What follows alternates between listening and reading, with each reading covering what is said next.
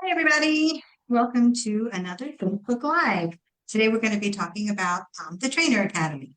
My name is Shelley Phillips. I am a certified Atlas trainer, as well as a certified canine test instructor, and I am one of the instructors in the Academy. I had a couple of things that I wanted to talk about. I am a white woman with medium gray hair. I have on a blue shirt that has an Atlas logo. And if you are on a desktop version and seeing the Facebook Live, you will see closed caption. So you have the ability to enable it or disable it. If you are on a mobile device, fortunately, Facebook does not support the mobile devices, but we will record this video and put it up on YouTube where there will be closed captioning there. If you have questions about specific things that we're talking about, pop them in the chat. We'll be glad to answer them. If not, we're going to have a Q&A when we're done talking. Jen, you want to introduce yourself? Sure. Hi, I'm Jennifer Kohler. I am one of the founders of Atlas and our president. I have shoulder-length brown hair, wearing glasses and a striped shirt. I am also one of the instructors and people that help with developing courses. I am also a Karen Pryor Academy trainer, a diabetic alert dog trainer, and a certified behavioral adjustment training instructor. And really looking forward to talking to you about the Academy a little bit more today. Molly? Hi everyone, I'm Molly Nair. I'm Atlas's Director of Operations and Programs. I'm also one of our team facilitators. I'm a white woman with long brown hair, currently in a braid.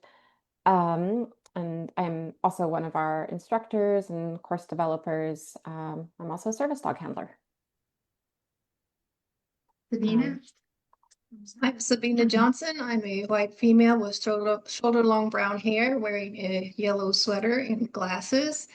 I'm one of the Atlas course content developers and instructors, team facilitator, lead, a Atlas certified trainer, as well as a Karen Pryor certified trainer. Laura? Hi, my name is Laura. I am a Atlas team facilitator, certified Atlas trainer, KPA certified, and I'm the administrative assistant to Atlas. I'm wearing a navy blue shirt. My hair is blonde and shoulder length, and I'm wearing glasses. I'm white. Should I go? Okay. I'm Lisa. I'm a CPDT KA. I recently finished my Atlas certified trainer certification. I've been a facilitator at Atlas for, I forget exactly what, but for a few years now. And I am Asian, shoulder length, brown hair with a olive color shirt and glasses.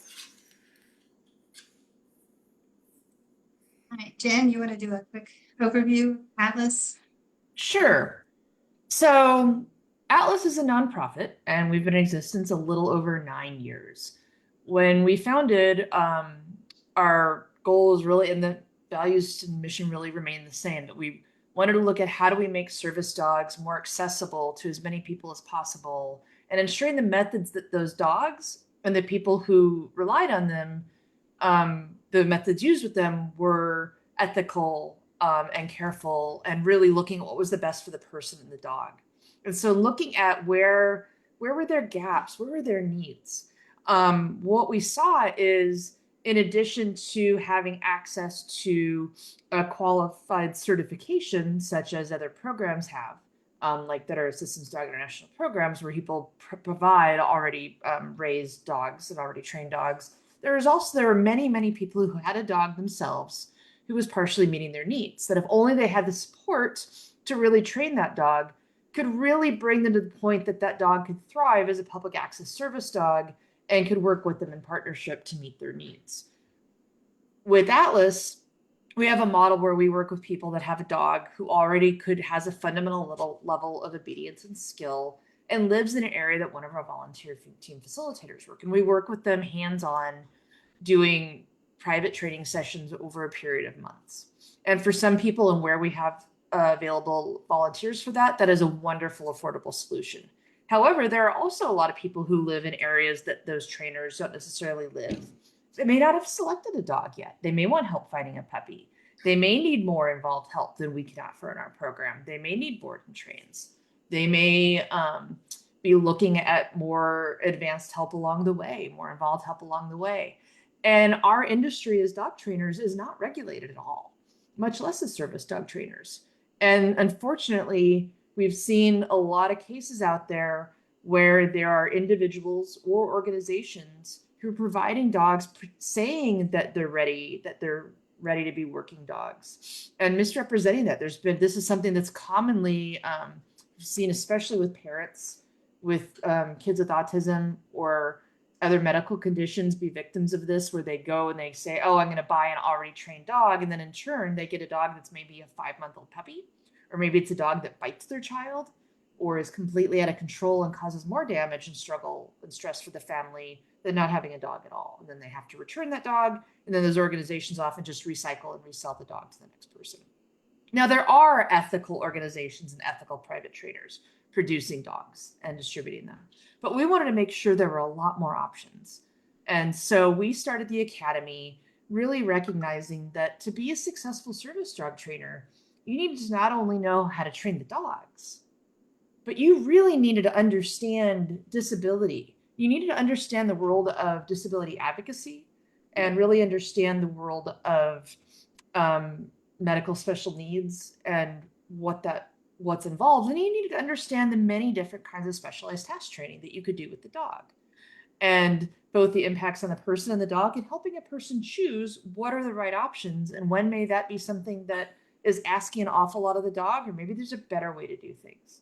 And then obviously needing to know, how do you select a dog? How do you review your program and make sure that what you're presenting is clear and straightforward to your customer, as well as fair to you? And so that's our program is a holistic program. It is online, accessible around the world. We've had trainers go through in about 6 different countries, which is pretty exciting to us. And yet, even though it's online, you're submitting videos of you working not just with dogs, but also with your clients, where we can give you coaching tips and feedback. We have a private Facebook group. We have twice a month Zoom office hours. So you have the best of both worlds. You have an online program that's self-paced that you can work with as you need, but you have a lot of interactive feedback, both from our instructors as well as from the many other trainers in the community. And we really want to look at this as a way of improving access for other service dog trainers. We are not the people that say, well, this is our secret sauce. Don't share this information, and we don't want to help you.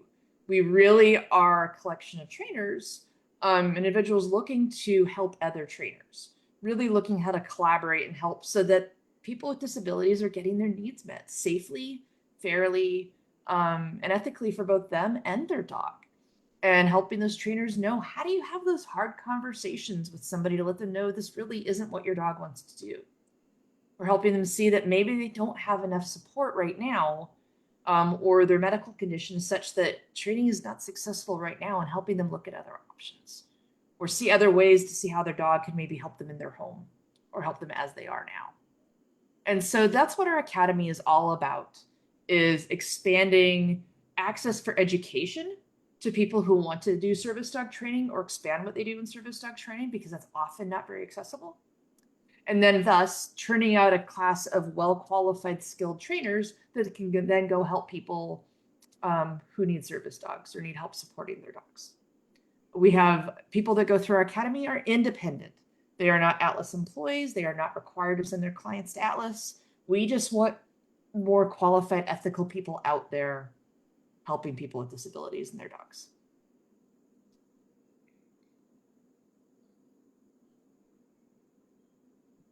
Molly, do you want to talk about some of the courses that you are the instructor for?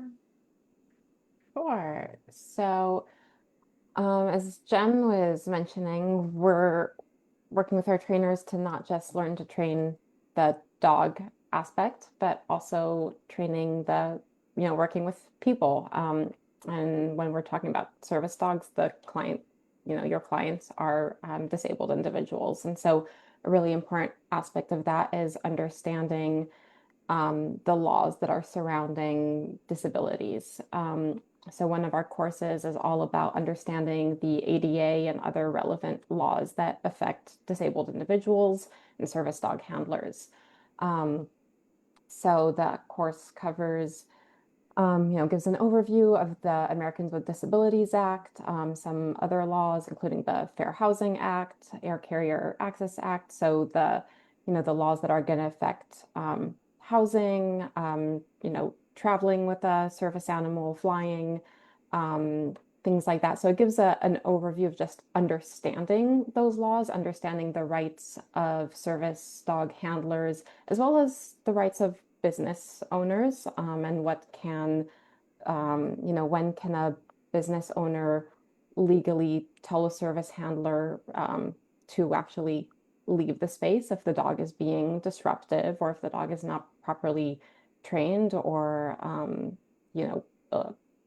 has an accident.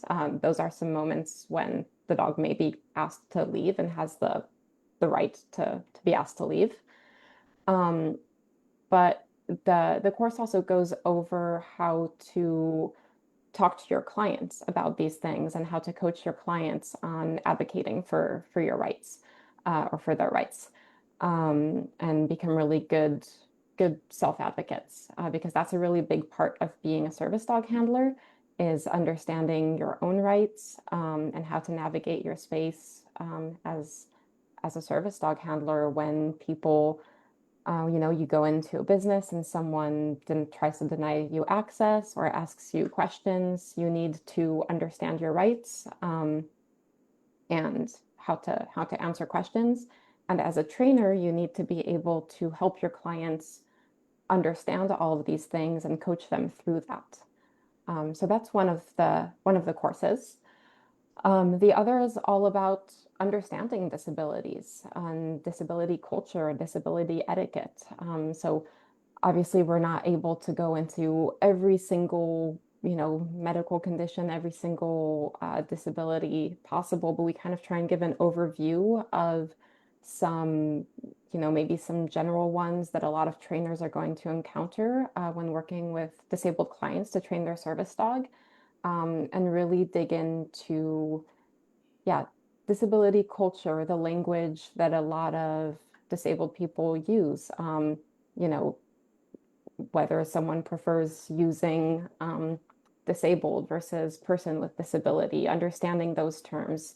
We talk about, spoon theory, and we also go into, what are some kind of adaptive training methods that trainers can learn to use with their clients to kind of properly accommodate their clients and needs when training with their dogs.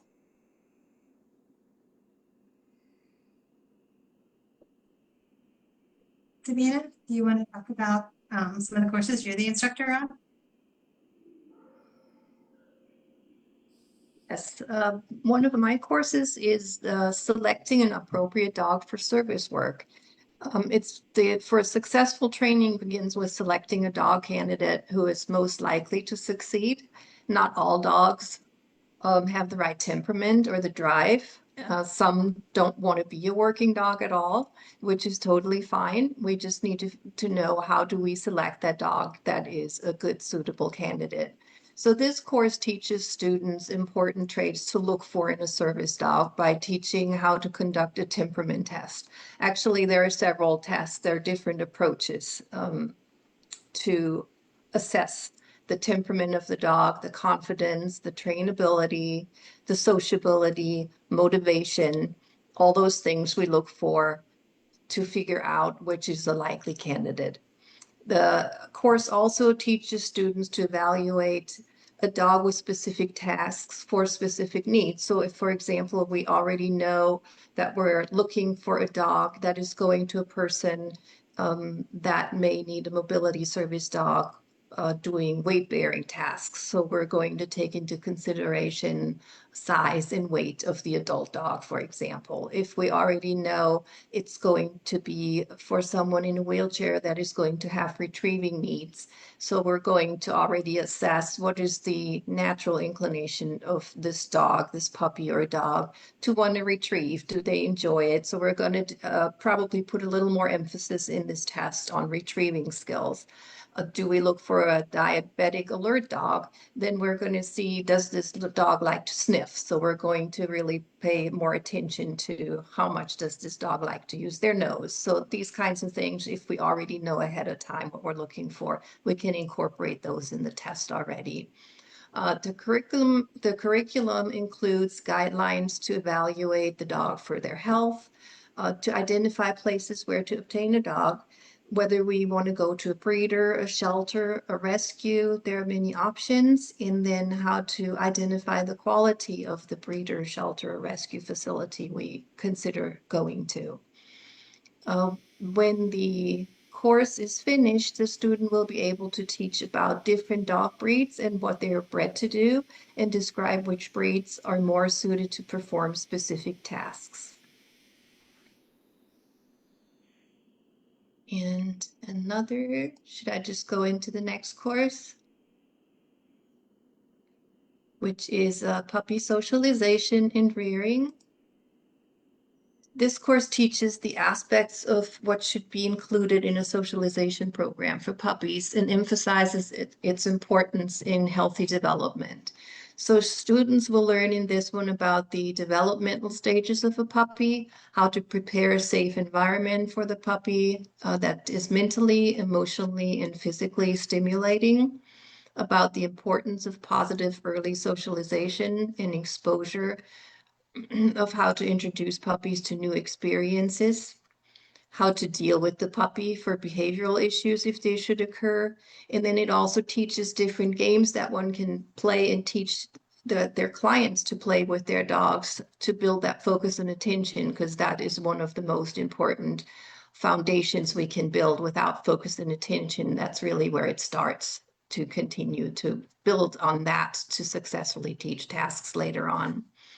Also goes into public access places that are appropriate for puppies to go and how to slowly introduce them successfully to the puppy.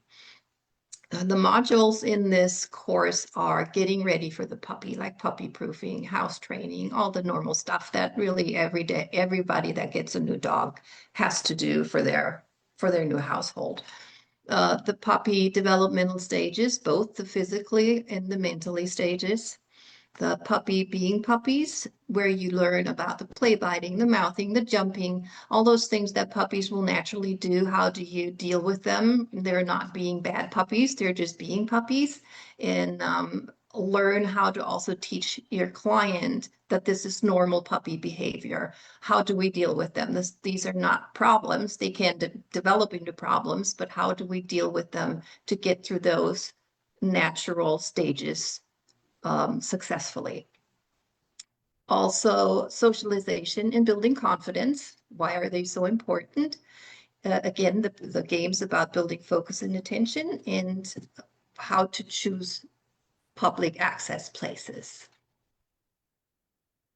And the last course is our newly updated health course. It discusses cooperative care as it relates to animal husbandry, so a student can describe cooperative care techniques that help reduce stress for the dogs during basic healthcare and medical procedures. The course also discusses fundamentals of medical healthcare. That includes healthcare plan, choosing a healthcare team, veterinary visits, how to administer medications, what kind of alternative treatments are out there, being able to discuss that with clients that might want to explore different options, wound care, diseases that may transfer from animals to humans, emergency care. The course also goes over preventative healthcare topics, the vaccinations, parasite preventions, healthcare screenings. There is a lot covered in this course. It goes over physical health topics, nutritional needs, hydration, toxicity, Exercise, fitness, weight is very important, and it's also something very important to discuss with clients to describe the importance of assessing and maintaining optimal levels of weight for a service dog. Hereditary issues, senior care, and it also goes over medical and emotional health, importance of downtime, enrichment, how to advocate for your dog at the veterinary office, to take things slowly where cooperative care comes in. And also identify emotional needs for a service dog, how enrichment activities can be built into their daily routine. So again, there is a lot of information, and it's a very, very valuable course. Thank you. Jen, do you want to talk a little bit about our disability courses, Yeah, of course. disability skills courses? Yeah. But so, and all of this is available online in terms of a deep syllabus, as well as our sample trainer course to get a sense of our platform. But what we've done is, even though we recognize that many people that have a disability don't just fall neatly in one bucket, we still needed a way to kind of classify common tasks and common areas of skills. And so we have broken down, we have a specific set-based training course that looks at both diabetic alert training that we've developed with industry expert Debbie Kay and are right in the middle of doing a fully new update with.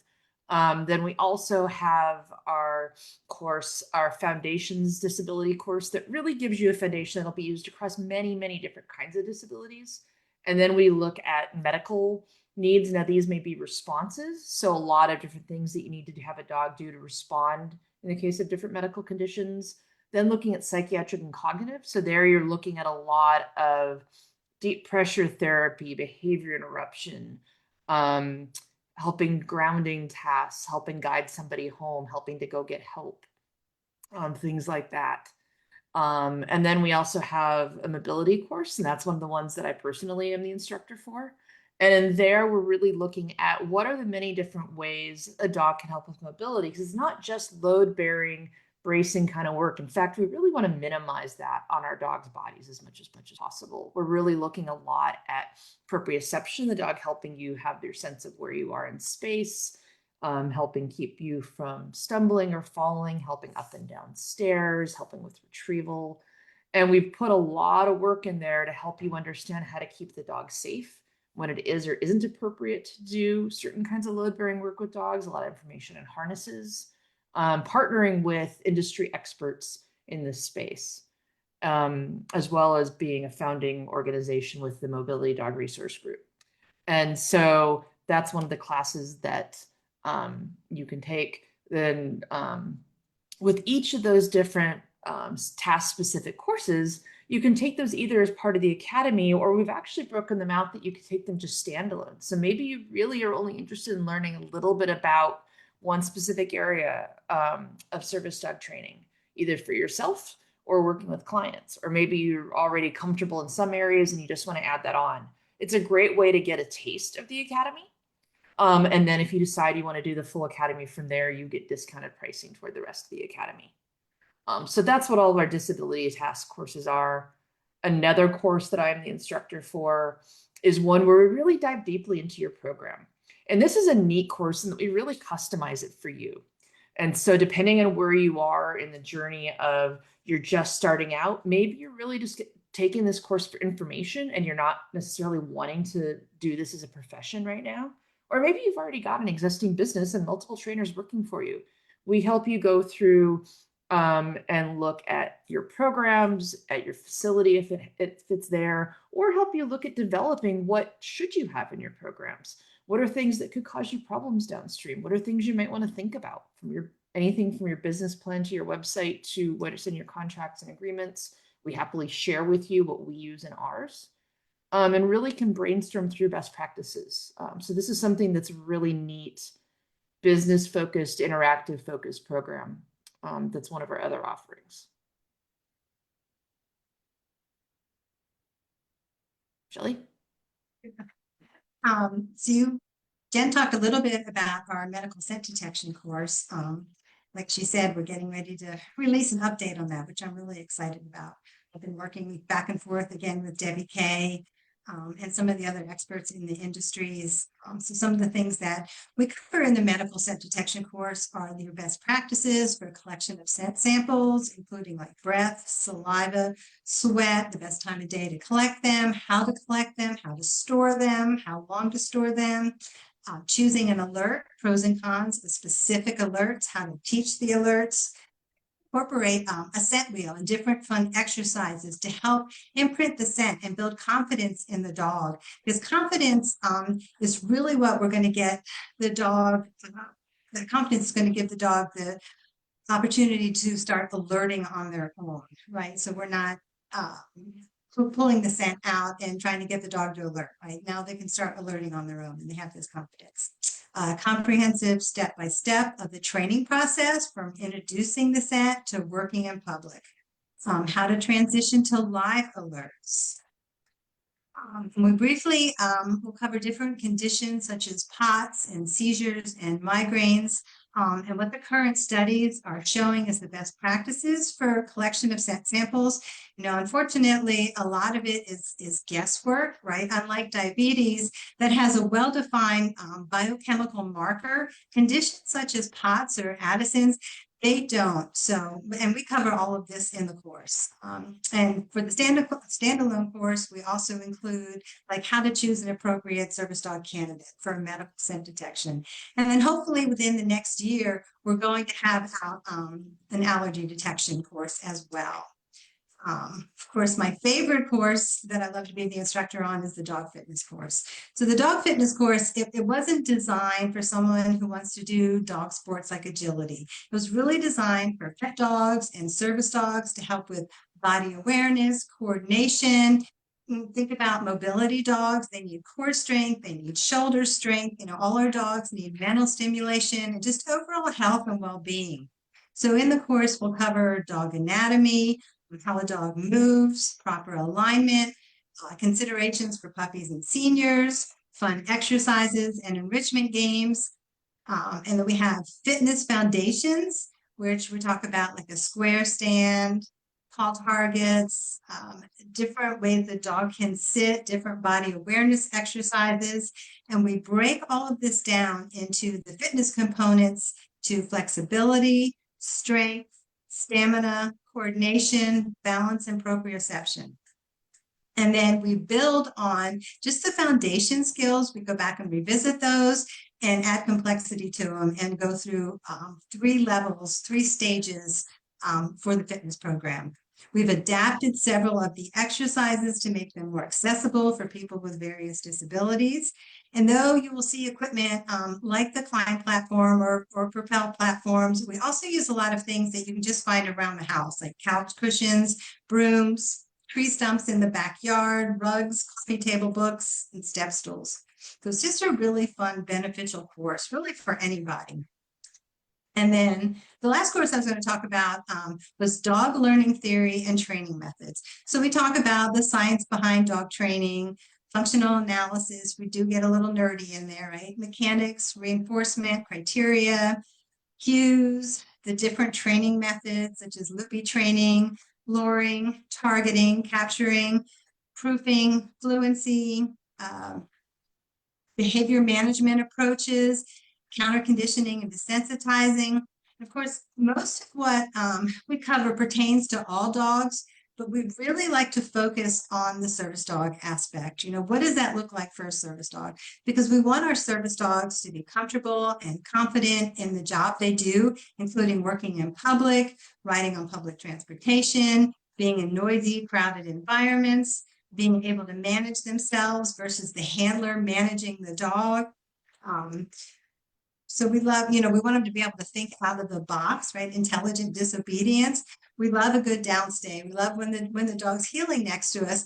But if the handler is having low blood sugar or an anxiety attack, we need that dog to be able to break that downstay, to break that heel and be able to respond to the handler in the way that the dog has been trained to help them.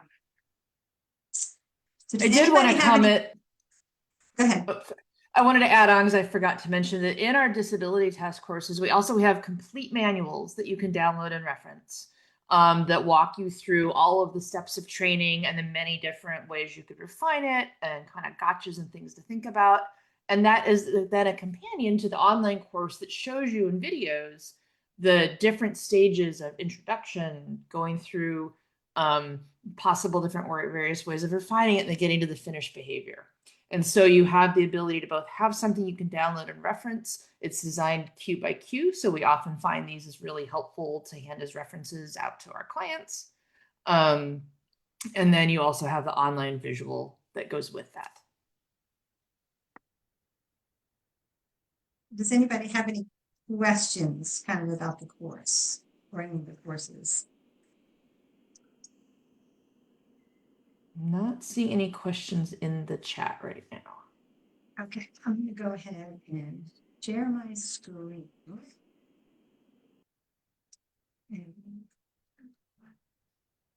I'll go through all this stuff out of my way. Go away. So once you sign up for the Academy, our online learning platform that we use is Canvas. So once you've signed up for the Academy, you'll get a login and you get to log in and you're going to see your dashboard. So on the dashboard, your dashboard will look a little bit different than what mine looks like right now, but you can see these little tiles. They have scent detection, diabetes and medical alert, training methods. So it'll list all the courses right here on your dashboard.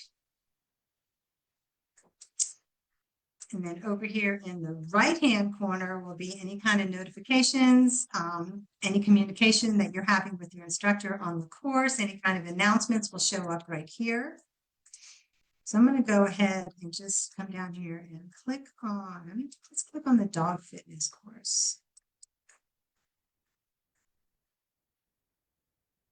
So when I click on this, it's going to open right up here to my home, to the home page, where you're going to see kind of a little blurb. It'll talk about what's in the course as far as the text and the videos. It's going to teach you, tell you how to kind of navigate through the course.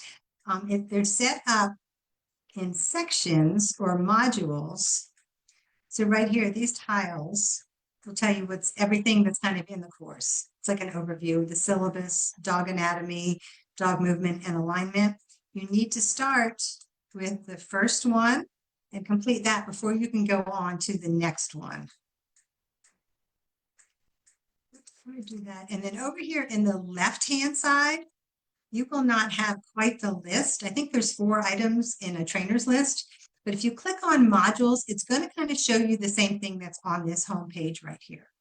But it's going to break it down so you'll be able to see the pages as well. So like dog anatomy was one of the little tiles. In the dog anatomy, you can see there's basic dog anatomy senses. So I'm going to click right here on this first page.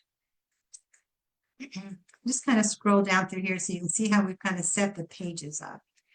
See our little cartoon dog? That's Arrow. You'll see a lot of Arrow as you go through the courses.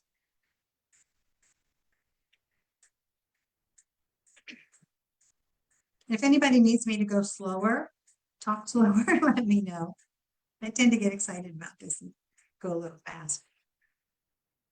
So I'm going to go back here and click on modules. This shows you as you go through the course, you'll see the little green check marks on the right. That'll help you kind of keep track of where you are in the course.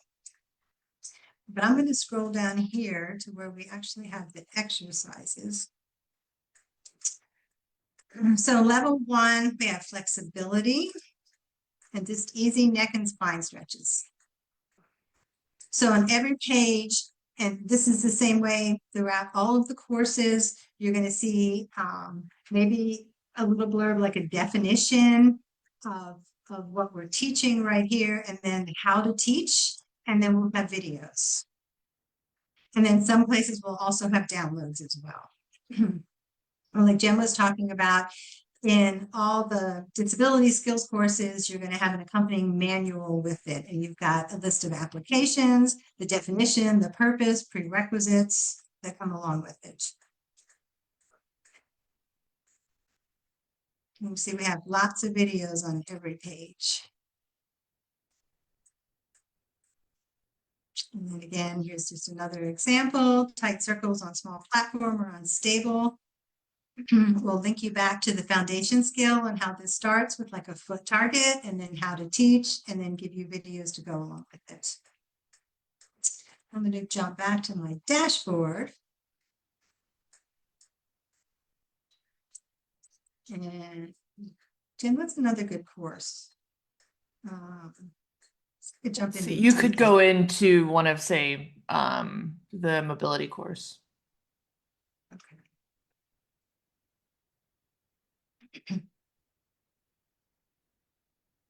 And as Shelley said, you will see fewer courses on your dashboard. We see all versions of all courses. So it looks a little different for what we're poking around here. Yours is going to be a little cleaner. Yeah, that one. Yep. So again, you'll be on your home page with some text at the beginning, kind of tell you how to navigate through the course, what you're going to find in the course. You're going to start with your syllabus. Right, so you'll have your course objectives, learning outcomes, course expectations, and then at the very bottom, you'll have the outline. So it's going to list you right here in section 1. Tells you everything that's in section 1, mobility dogs and types of skills, mobility dog requirements, mobility dog gear, weight distribution. So it'll just take you right here to that first page.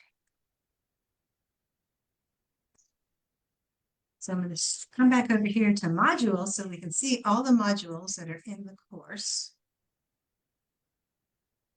And I'm going to jump down here to, let's look at brace. So again, here's arrow. So you've got your definition, your purpose, prerequisites, and then the applications. And how to teach parts for these are in the manual. And then on the next page, you're going to see all the videos. If my page will load. So, right, introducing, how do you introduce this? When do you, and you know, a lot of it is age appropriate. When do you start this? What are the foundations for all of this? And then practicing, refining, till you get to the point where you're just kind of working out in public. So is there anything anybody else wants to see in any of these courses that I can show you?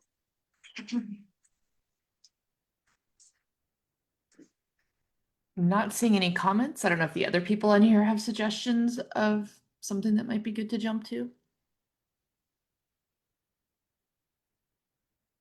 I should note that Canvas Instructure, which is the app that we're using, or the application, is used by many universities and many learning platforms worldwide. It does have an app that will work on your phone or mobile device.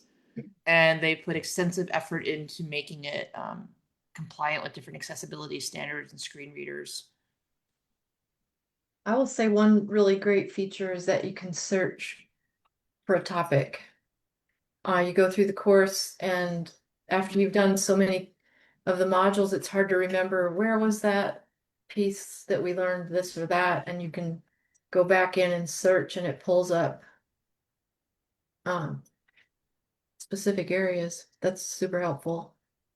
That is a So great if I point. We wanted have to- search within a course or across all courses. Right. And I just wanted to mention too, like the manual is such a helpful tool as well, just to quickly refer back to any specific cue. Like if it's your first time working with someone on blocking, for example, I can quickly look at that manual and kind of like see step by step exactly, you know, how you would teach that. And anyway, I just wanted to mention the manual has been very helpful for me as well. So yeah. That's great. And actually, the skill that Lisa was talking about, blocking, we typically call across now. The idea of helping provide a physical barrier. We're pretty careful to, this isn't something, you know, you as an independent trainer can work with your client and call your cues whatever you want. You can have hand signals, they can be whatever you want. We follow the recommendations of Assistance Dog International, and we make sure that none of our cues have any way of being interpreted as guarding behavior. Even if they've never intended to be taught that way, sometimes people might hear the word that way. And so that's a common word for the behavior Lisa's talking about. In our modules, we went ahead and changed those wordings to be something like across, just so there's no chance that somebody might misinterpret.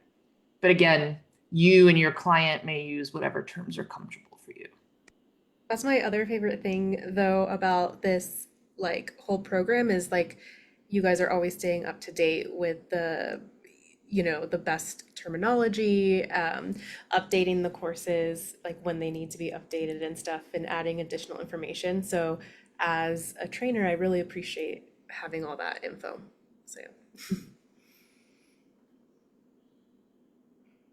All right. Nobody And has I any wanted to questions. add to that, sorry. I No, wanted go to ahead, add to Sabine. that you always keep access. You always you never block the certified trainers from any access. We are always updated when there's new stuff coming and we can keep going back into the course anytime we want to. Many other programs just let certified trainers have access so and so long and then they're locked out, and Atlas doesn't. So I really, really like that and appreciate that. Yeah, no, that's something that's important, that as long as you maintain active status, you have access, and we never charge you for new courses. I think that's another thing that makes us fairly unique. Yep. As we develop new courses, new programs, as long as you're maintaining your active status, then you get all of those completely free of charge. Any other program I know is charging for additional new modules. It looks like we have one question for the trainers. Did you have any hesitation before signing up? And if so, what helped you to decide to move forward? do you want me to start? Or whoever? Sure. Okay. Go for it. Yeah. So for me, I think, I didn't have as much hesitation because I started as a facilitator. So I was just mainly eager to learn more, especially around alert, like diabetes alert or like scent work training as well. Um, my main hesitation was like, oh, do I have time to do this? That type of thing. But I knew as a facilitator that the content was going to be great. One of the things that helped ease some of that hesitation is that, as Jen mentioned earlier, there's both, live support as well as that asynchronous support where you can submit videos for homework and, chat with people in the Facebook group, get feedback there. And then, of course, when you want that live support, there's the office hour calls as well, which are really, really helpful. And overall, I just, what really eased my hesitation is I don't know of any other program where you kind of get the support of all of these very, very knowledgeable trainers that come from various backgrounds. And I feel like because of that, I'm able to support my clients better as well. So yeah, just because I think multiple brains is always better than just one, right? So I really, really love that aspect. But as far as like hesitation goes, if it's a time constraint thing, I wouldn't worry because, I should say I don't know everyone's individual situation, but at least for me, I'm pretty busy. And the fact that I was able to have that kind of like asynchronous support as well, that's still very hands-on, was something that I really appreciated about this certification. So yeah. And how many of the trainers on the call were facilitators first? I think you all were. Jen or Molly, do you want to just kind of talk about the facilitator program a little? Sure, Molly, go ahead. Sure, and I think Jen, you mentioned a little bit at the start, but yeah, our facilitators are hands-on volunteers that work with Atlas clients to support them in their training. So we have kind of we train our facilitators kind of in a cohort, well, not kind of, in a cohort model. We have trainings once or twice a year, but they do take a subset of our full trainer academy. And then we have virtual workshops that we hold to kind of finalize the training. But so it's not uncommon for folks to kind of start as facilitators and then they want to kind of continue the learning and become Atlas trainers. And so they, enroll for the full academy, and then they get a discount for the academy because they've already taken some courses as facilitators. We've also had a few folks do it the other way around. They've gone through the full academy, they've been Atlas certified trainers, and then they want to give back and volunteer as facilitators, and so join the facilitator program. So it's kind of really cool to see that, really that kind of it happening both ways. People either want to just learn more or give back or vice versa. Something I'm really proud of in our programs is that over half of our facilitators themselves have disabilities. And over 30% of our trainers, if not half, themselves also have disabilities. So it's really building a community of people to support each other. It's pretty hard to break into the field of service dog training, and just in general, to access skills as a dog trainer is expensive. And so our facilitator program is one way to make that more accessible. Our full trainer academy, we've also had a number of trainers use funds from work reentry programs, from disability service programs to help them pay to do that training, because it truly is a career enhancing program that will set you up to be able to work with clients. And so it's a really neat interplay between the two. If you're interested in the facilitator or trainer, and like I mentioned, the full trainer academy is something we've seen from multiple different states. People have success having the government provide funding. I am putting the link in the chat to the Academy page. And just so anybody knows, on the Academy page, we have a form that you can fill out where you can take our free sample course that gives you kind of an array of some of the courses that are in the Academy. Sorry, I can't type and talk at the same time. I will put that in the overall chat as well. Okay. Laura or Sabina, did you want to comment on any answers to the question that was asked about hesitations before signing Yeah. up, or what helped you decide to move forward? Yeah, well, I looked all over the country for several years trying to find a way to learn how to train service dogs. So I gave a lot of money to different places and felt my experience was a reluctancy to share the secret sauce that Jen mentioned, that you really had to just, it was very strange. It very competitive. Didn't want to share what they really knew, but they'll take your money. And so for me, when I met just everyone within Atlas and not only found that there would be solid material, but I would have ongoing support, and knowing that you can learn all this information, but every dog you have, every client you have, and you're trying to apply, it's not a one size fits all. So it takes, you've got the knowledge, but then to say, okay, but what about this dog teaching that? And that's where the collaboration with other trainers is so helpful. And that ties into how could you possibly learn how to train a service dog online? And I just wanted to share a little bit about how, it's hard to submit videos. You want to do your best. You hate to have you want to get it right, but you just submit it, and then you've got somebody's looking at it carefully and giving you ideas on how you could tweak. What if you held your hand this way? What would happen if you tried this or that? And you get this feedback that's so valuable that it doesn't matter that it's online. You've got really skilled trainers that are spending a lot of time being very careful and making sure that you understand how to do it. So some things would be challenging, but I never felt stuck. And so sometimes I would get held up on wanting to wait till my video was perfect and then submit it. And I found that I went through it much better when I could just say, okay, I'm just going to give this a shot, make sure I'm headed the right direction. And then you get feedback and it just all comes into play. So definitely was nothing missing by doing it online. And then the ongoing support, I don't know of any other way to get that, but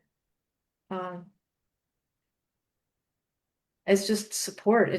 People are for you. When you submit your work, they want you to get better. You're not trying to get this grade that you're competing with other people. Everybody that's in Atlas wants you to succeed. They know that if you succeed, then clients are going to succeed, and then that all fits into the whole mission of Atlas. So that, yeah. Mhm. I can only second what Laura just said. It's really an incredible community that's very welcoming, and you don't feel like you feel supported. You feel comfortable even not doing so well. You feel it's okay. It's actually you learn a lot more when it's not perfect. And the feedback was incredible, like Laura just mentioned. It's always constructive, and it's always thought-provoking, and it's always self-reflecting. So you learn a lot, you grow a lot as a trainer because you always think about, what if I would have done it this way? Or how come my dog did not understand what I was trying to communicate? And those things were really, really valuable. It was like a communication back and forth between trainers, just discussing a session, turning in those videos. And I really, really that really helped me grow a lot, and I gained a lot from that. And as far as hesitation, again, also since I started as a volunteer, I already knew what I was going to gain and how great it was going to be. And I was lucky. I discovered Atlas at a dog trainer conference, and I wasn't really looking around before. So I just got lucky and found you guys right away, and it was an immediate fit. It was like, yeah, that's what I was looking for. That's what I want to do. So I will say before I signed on with Atlas, I asked for references and called different trainers and different people from all over the country. Give me the give me the real scoop. What's it really like? And there were no complaints whatsoever. And people had all kinds of different roles and just across the board, just solid. It's a solid organization. I see another follow-up question about the point about being a stepping stone career-wise. The question would be, how has becoming an Atlas certified trainer affected your work or your business? I can start. So it's definitely given me more confidence from a business perspective. There's a whole business course like setting up your service dog program that Jen talked about earlier. But I also really like how you were able to like sit with me and kind of go through each aspect that's important to think about that maybe just as like a pet dog trainer you wouldn't think about. So in terms of like how to set it up, do you want to take a client from finding a puppy all the way to fully trained service dog, or do you just want to do part of that? So you can kind of like brainstorm, and it's very hands-on. And then also just, I guess, thinking ahead so you don't make mistakes and kind of regret it later because you guys have the experience. And so, what to put in your waiver, what to look for, how to set up your program so that, people are aware that their dog may not have the right temperament to be a service dog so that they know that ahead of time and things like that. So all of that was really helpful for me and just making sure, my website was set up properly to take on business. So yeah, and I feel like the whole program, like no one's trying to gatekeep information, like everyone's really open when it comes to sharing, which I really appreciate, like even above and beyond like what I would expect. The other trainers in the community are also very, very helpful and very, very willing to share and collaborate, which I truly appreciate. So yeah.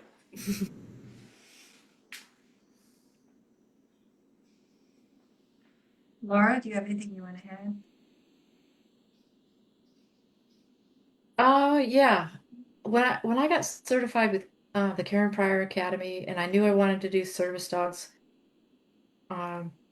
Somebody posted something that they were looking for a support group because what the work as a service dog trainer is can be so stressful. And that I took to heart. And that is what Atlas provides. So here was a person who could, hey, could somebody, it's a lot. Once you get started with it, it's can be very stressful. And that part is, I don't know where else it exists. I don't know that it exists anywhere else, but the reality is that this is a stressful thing to do.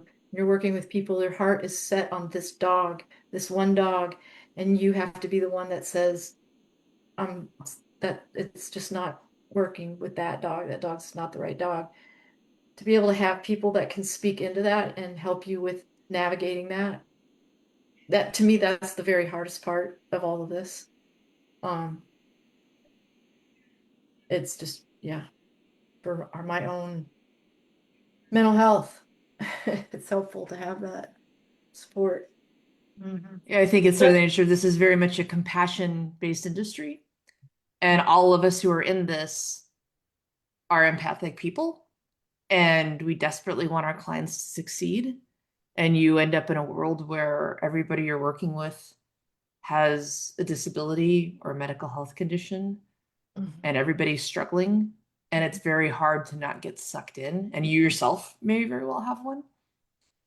And so I do think that's something that we've really tried uniquely to provide a lot of skills. There's to really understand the human side and how to cope yourself, how to protect yourself, how to set good boundaries, understanding how vicarious trauma works and compassion fatigue works. And as Laura said, you know, the responses from the other trainers and how I love just watching how all the different trainers interact and jump in to brainstorm and help each other and say, oh yeah, me too.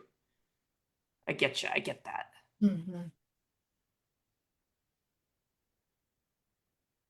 It's a dangerous place to not feel like you can ask a question, because you're going to then make assumptions and you're going to do things you're not sure about. But if you have that confidence that you can ask, there's no stupid question.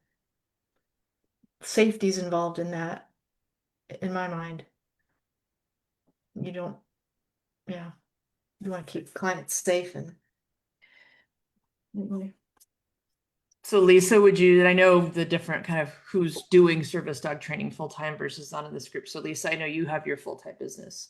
Would you say that having done the certification has expanded your business, has brought you more clients, brought you more revenue? Yes, I think the biggest thing is that I'd never even thought of as like a business idea is doing like I call it day training, but basically like during the day taking a dog to do public access training while someone is working. So like basically think of it almost like not board and train, but like you're coming to their house and you're doing public access training with their dog because maybe they either have a disability or they're working. So I have a client who's they're self-training for their child, but they both have full-time jobs. So by doing the Atlas program, it's kind of gave me the confidence to offer more accessible programs to my clients. So not just like, yes, we still meet one-on-one, but I also offer kind of this other option where I can do the training for them during the week and then just transfer those skills. So like, I feel like there's a lot of examples like that that Atlas has really helped. And obviously that's like also more income for me, but it's also helping them because they wouldn't necessarily have the time to put that much work into the training during the week. So I really like that. And then if I'm ever unsure about anything, I like that I can kind of ask people in the community and get their feedback and support. So I mean, I would say the program or the certification really, really did help in that sense. And also just like give me more confidence to take on different types of cases. So yeah. I will say one important thing is that Atlas is getting a lot of attention and people are finding out about it. And so they're finding the website. And when they find the website, then they look at the map and they say, where are the trainers? And people getting business from Yeah. that, phone calls from them finding Atlas and then finding me has been. I've had a lot of people, yeah, find me that way too. Yeah. So, and it's good for SEO because when I look at my analytics, it says that Atlas has referred a lot of traffic to my site too. So there's that perspective as well.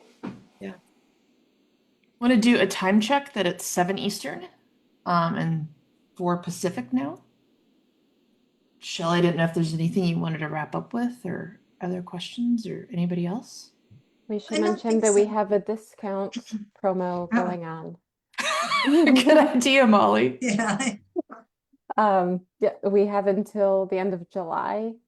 We have Yes. 200 and we're doing a promo on the Academy. So if you sign up for the Academy until anytime between now and the end of July, we're doing a promo for $250 off the Academy.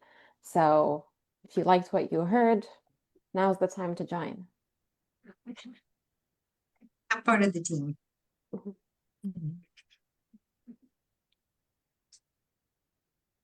All right, well, great. Well, we'll have this, as Shelley mentioned, up on YouTube and on our Successful for our FaceTime Live. Thanks everybody for joining and talking, and it's good to see you guys. Thank you.